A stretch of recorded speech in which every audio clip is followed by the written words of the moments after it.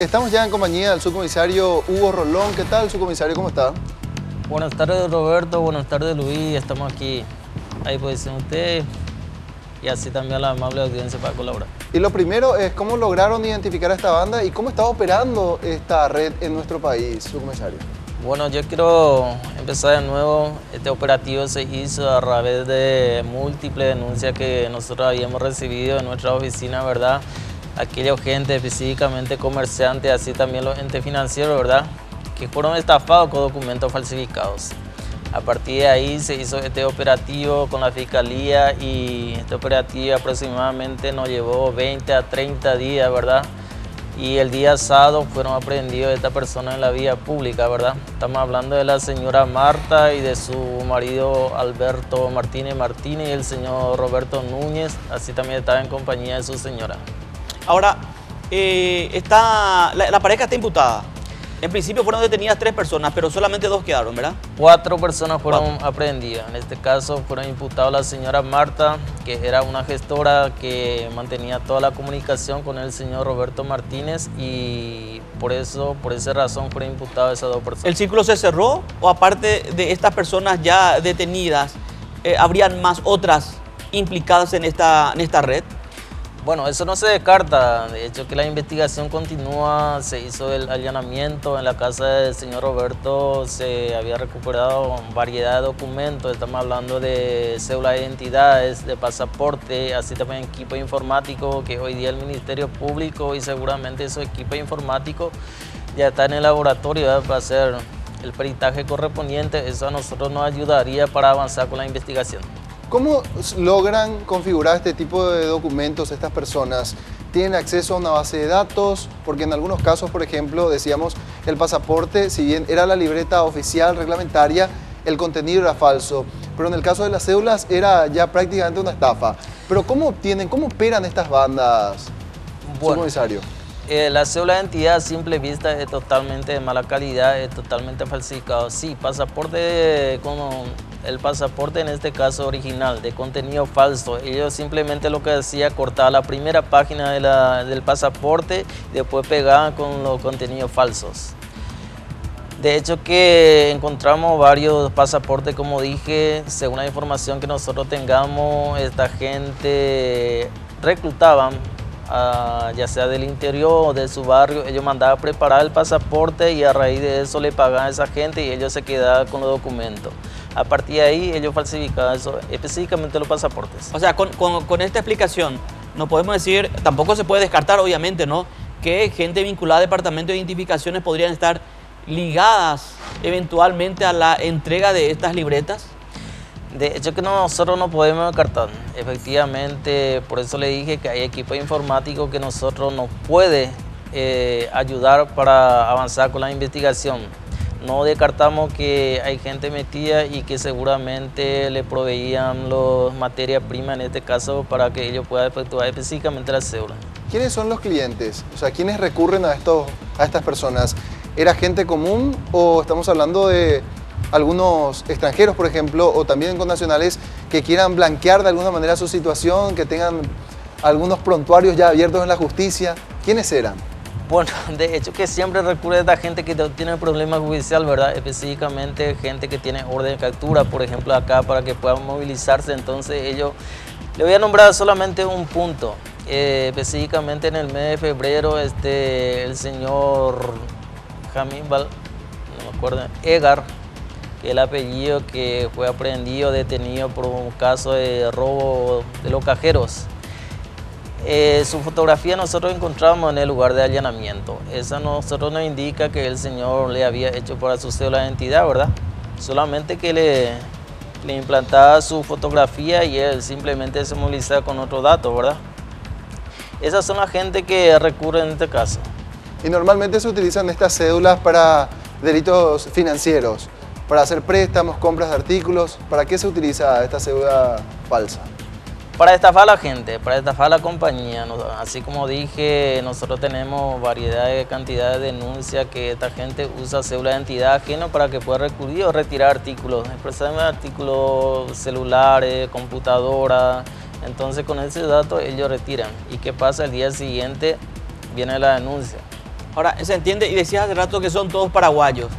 Es decir, pareciera ser una cuestión así, por lo general que se da en las películas, su comisario, digo, pero ¿hasta dónde llega la capacidad de delincuentes paraguayos en cuanto a operar en falsificación de documentos y en cuanto a la rentabilidad también? Porque entiendo que 1.200.000, si mal no recuerdo, era el costo para obtener una cédula de identidad totalmente falsificada, y 1 millón el de pasaporte. Bueno, el pasaporte de ellos pedía $1.000 americanos. Así también la visa pedía $1.000 americanos. Ya. Sí. Y en la cédula de identidad pedía, por ejemplo, 1.200.000 guaraníes. Y la carnet de admisión permanente de los extranjeros, ellos pedían 500.000 guaraníes.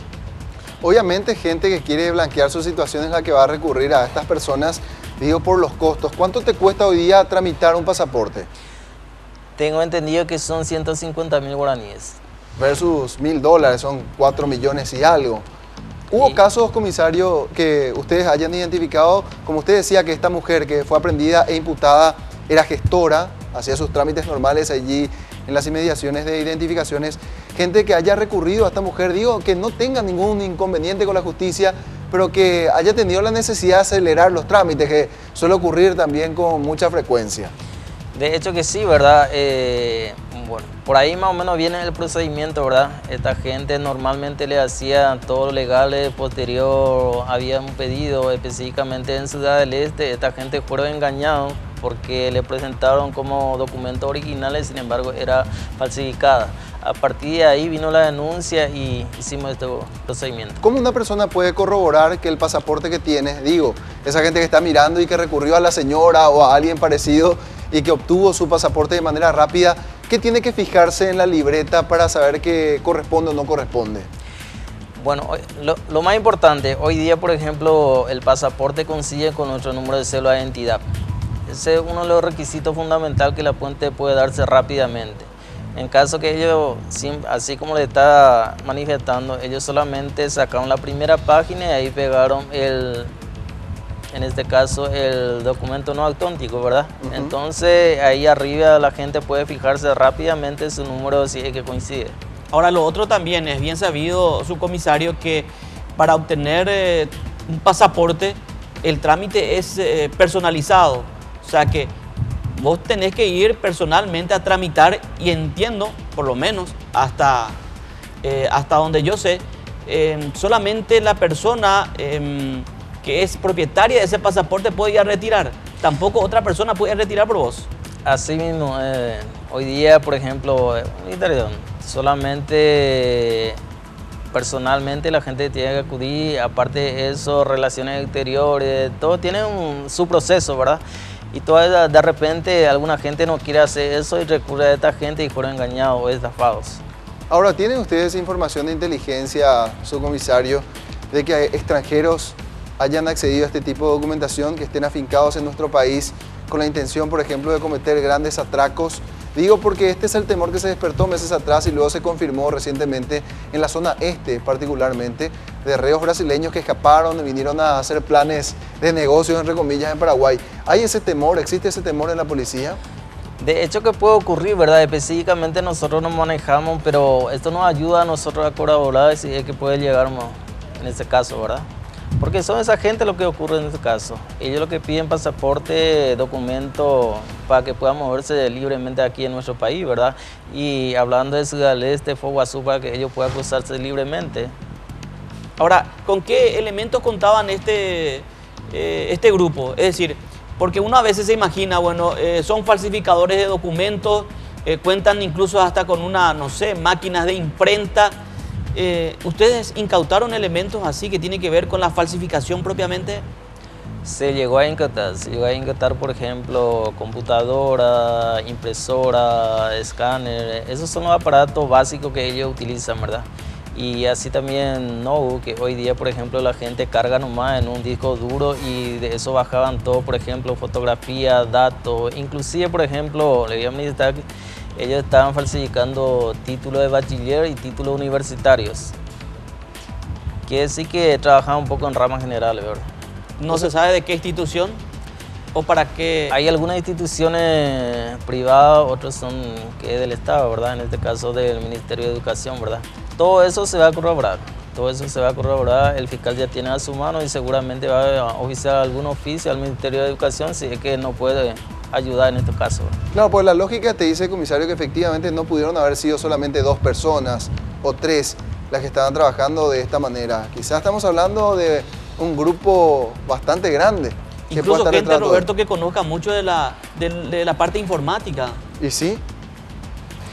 De hecho que el señor Roberto tiene su hijo menor de edad, no es menor de edad, ¿verdad? Pero nosotros presumimos que en cuanto a la informática todo manejaba por su hijo, ¿verdad? Pero como el señor asumió toda la responsabilidad y como es su hijo, ¿verdad? En este caso, pero seguramente nosotros vamos a buscar la vuelta si es que podemos el fiscal imputar o declarar o llamar en este caso al hijo, ¿verdad? Y las conexiones que puedan tener en las diversas instituciones también. No se puede cerrar ninguna hipótesis. No se puede cerrar, como dije, la investigación continúa y seguramente esta semana, la otra semana nosotros vamos a tener algunas novedades. ¿Cuánto sería la pena en caso de que se le encuentre culpable? Yo creo que la pena es muy poco, va de 1 a 5 años, así también habla de medida, ¿verdad? Entonces, o sea que si son gente que tiene ya posibilidad económica, guardaron su dinero productos de este trabajo, de este delito, le digo, entonces pueden salir en libertad. Con una medida alternativa, digo, si 5 años puede salir con una medida alternativa. Así mismo, Luis. De hecho que nosotros encontramos también varias boletas que parte del señor Roberto, su ahorro de algunos bancos, seguramente el fiscal va a tomar la medida también, si es que puede cancelar estos bancos, si es que amerita, ¿verdad? Lo que nosotros manejamos es que hace 2 a 3 años se dedica esta gente exclusivamente al trabajo de falsificar documentos. Imagínense cuánto pudieron haber acumulado en todo ese tiempo. Cuando ustedes hacen el allanamiento, ¿qué cantidad de pasaportes, por ejemplo, que decía usted tiene un valor de $1000, qué cantidad de libretas pudieron encontrar? Y estamos hablando de 12 a 13 aproximadamente libretas. Solamente en un lugar. En un lugar. Imagínense, son $12.000, $13.000. Estamos hablando de una importante suma de dinero. Así mismo. Y por eso, Roberto, es la facilidad que pueden, si ya guardaron un poco de dinero, fácilmente su comisario de ellos, bueno, van a pagar y van a tener su medida alternativa a la prisión. Se contrapone un poco, digo, el trabajo que hace en cuanto a inteligencia, operativamente hablando, detención de personas y luego la pena que se pueda dar a falsificadores o presuntamente personas ligadas a la falsificación. Bueno, eso se escapa de nuestras posibilidades, seguramente de acuerdo a este operativo también los legisladores van a tratar de cambiar, cosa que normalmente ocurre en nuestro país, ¿verdad? O salvo que el Ministerio Público pueda encontrar la conjunción de otros hechos punibles y que la expectativa de pena pueda ser mayor. Estamos hablando quizá también de asociaciones criminales, de una red que pueda tener vínculos incluso con personas muy peligrosas. Como usted decía, la investigación está en la fase inicial. Por de pronto la expectativa es muy liviana, la expectativa de pena y las facilidades que tenga esta gente de poder pagar una multa, por ejemplo, son bastante amplias, porque usted decía, hace 2, 3 años dedicándose a este rubro que al parecer era muy rentable, o si no el negocio no continuaría, por ejemplo. Claro, evidentemente que inclusive el señor era funcionario de aduana y por algún motivo seguramente que renunció, ¿verdad? Y empezó a trabajar exclusivamente que era más rentable para él. Imagínate salir de aduana con toda la mitología que hay en aduana, ¿verdad, su comisario? Así es. Que se dice que los aduaneros tienen mucho dinero y este hombre dejó su trabajo para dedicarse exclusivamente a esto. Ayer nomás se le detuvo a una persona, tiene 25 años creo, 26 años tiene. Sí. Y se le detuvo fue víctima de un robo. Una persona muy joven, decía la crónica, ¿verdad? Con mucho poder adquisitivo y este hombre era funcionario precisamente de aduana. Imagínate. Allí empezamos a dimensionar un poco lo que era este negocio, su comisario. Y bueno, y seguramente que ellos, ¿verdad? De acuerdo a la cara, qué sé yo, de acuerdo a algún pedido, ellos inclusive podía alzar más su precio, ¿verdad? Claro, de acuerdo al prontuario. Vos sos peligroso, amigo, tu precio vamos a elevar a los cielos. Todo eso nosotros manejamos, inclusive ellos estaban cobrando $3.000, $1.500, $2.000. Así como le digo, actuamos más o menos de acuerdo a la cara del cliente. Bueno, ¿y qué se va a hacer a partir de ahora? ¿Están articulando esfuerzos con otras instituciones, además del Ministerio Público, para poder encontrar las ramificaciones? Asimismo, lo que nosotros estamos esperando esta semana o la otra semana, por ejemplo, esos estudios periciales equipo electrónico, eso a nosotros nos ayudaría. Así también el fiscal Ariel Martínez, en este caso, ya ofició también para el departamento de identificaciones, por ejemplo, aquellas personas que se encontraron su cédula de identidad, su pasaporte, van a ser llamados para que preste declaración testifical, porque de alguna manera tiene que existir alguna denuncia, ellos tienen que dar su versión. Eso es importante porque seguramente ocurre que hay la identidad que está registrada en la cédula pertenece a otra persona y le montaron otra fotografía. Así se da muchas veces, ¿no? Así, efectivamente. Por eso que es importante todas esas personas que van a ser llamados para que puedan prestar su declaración en la fiscalía, ¿verdad? Y de acuerdo a eso nosotros vamos a conseguir algunos datos que podemos seguir. Cuando usted dijo que era de mala calidad la cédula, ¿a qué se refiere su comisario? ¿Era así, al palpar uno ya podía percibirlo? Al papá a simple vista, por ejemplo, no reunía. Nuestra cédula de identidad, por ejemplo, tiene sus marcas específicamente. En este caso, ellos no, pues, solamente le pegaban y al tocarse era de muy mala calidad. Muy bien, pero eso también, con eso se arriesga mucho la persona que accede, y tiene que ser una persona presuntamente ligada, digo, a algún delito, ya con algún problema con la justicia, que busca acceder a documentos de esa naturaleza a su comisario. No. Y de hecho que sí, Luis, esa gente recurre a estos estafadores, falsificadores, porque sí o sí necesita un documento de identidad para que pueda recurrir acá, ¿verdad? Claro. Como te mencioné en un punto, el señor, por ejemplo, tenía un frondoso antecedente, por ejemplo, y sí o sí necesitaba una cédula de identidad para circular, ¿verdad? Entonces ellos lo que mandan preparado para su cédula de identidad. Muy bien, subcomisario. Vamos a ver cómo termina esta investigación. Nosotros ya nos imaginamos que hay más personas involucradas, me imagino ustedes también, pero por una cuestión de prudencia no lo pueden decir. Hay varias instituciones que convergen.